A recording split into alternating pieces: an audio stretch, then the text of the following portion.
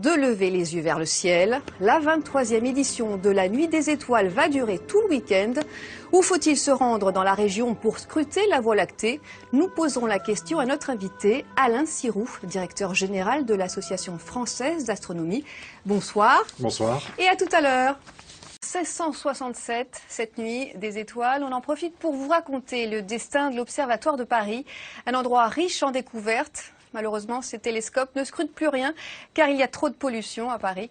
Norbert Cohen et Pierre Lassus. Depuis son origine, l'Observatoire de Paris contribue à comprendre l'univers. C'est au XVIIe siècle, en 1667 précisément, qu'a été créée cette institution.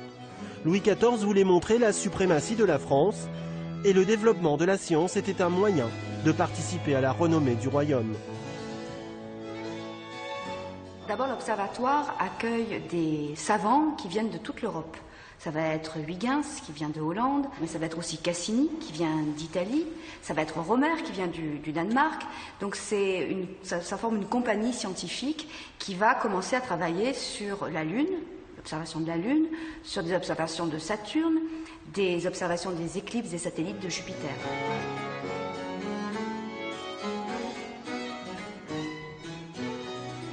Nous sommes dans une immense salle de 33 mètres de long, voulue par Jean-Dominique Cassini.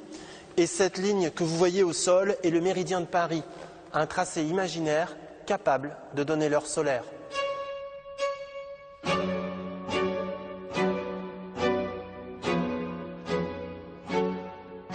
À midi vrai, c'est-à-dire quand le soleil passe exactement au sud, les rayons du soleil passent par le petit trou dans le mur là, et ça vient faire une tache ici.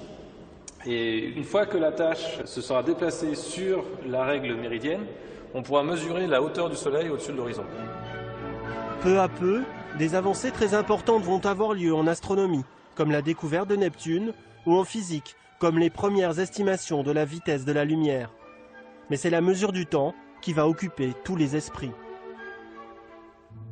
L'enjeu va être de diffuser cette heure partout sur le territoire, donc avec le télégraphe sans fil.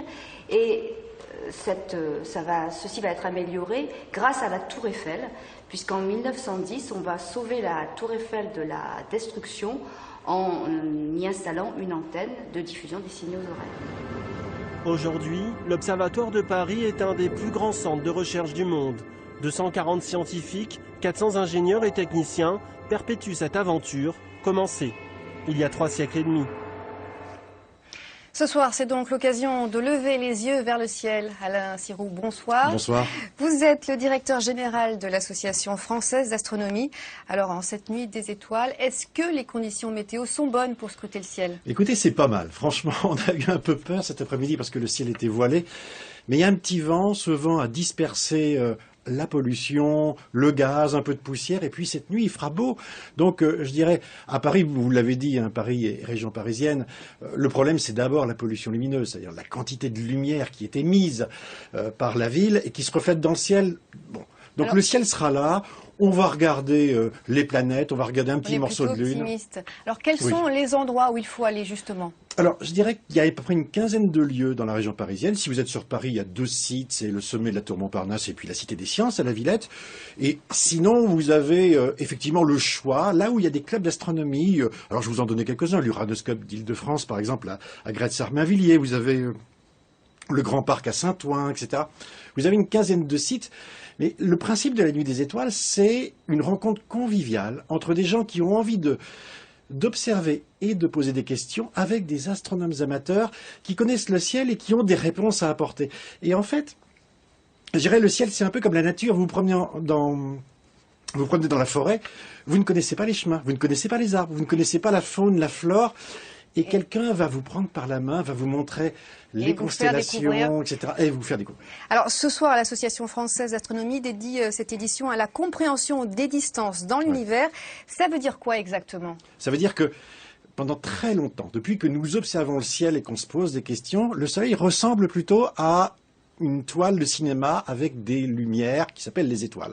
Et en fait, la grande invention moderne, c'est que nous avons réussi à déchirer ce voile, à rentrer dans la troisième dimension, c'est-à-dire à savoir, par exemple, que la Lune est à un peu plus d'une seconde lumière, que quand vous brûlez au soleil ou vous recevez la lumière du soleil, sa lumière est partie il y a 8 minutes, et que l'étoile la plus proche, à cette même vitesse, est à un peu plus de 4 ans. Donc, la science moderne, qu'est-ce qu'elle essaie de faire? Elle essaie de situer la Terre dans l'univers.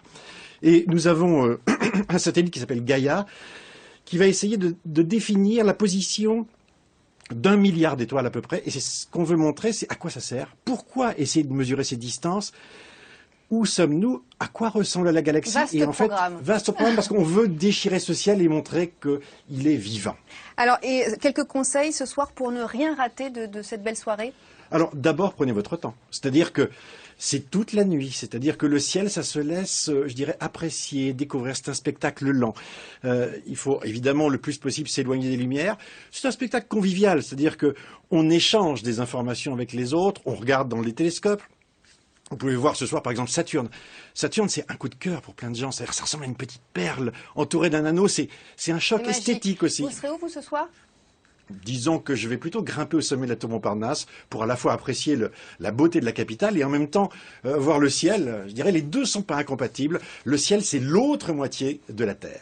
Merci beaucoup Alain Sirou d'avoir répondu à nos questions. Je rappelle que la nuit des étoiles, c'est jusqu'à dimanche. Site internet France 3 Région Île-de-France.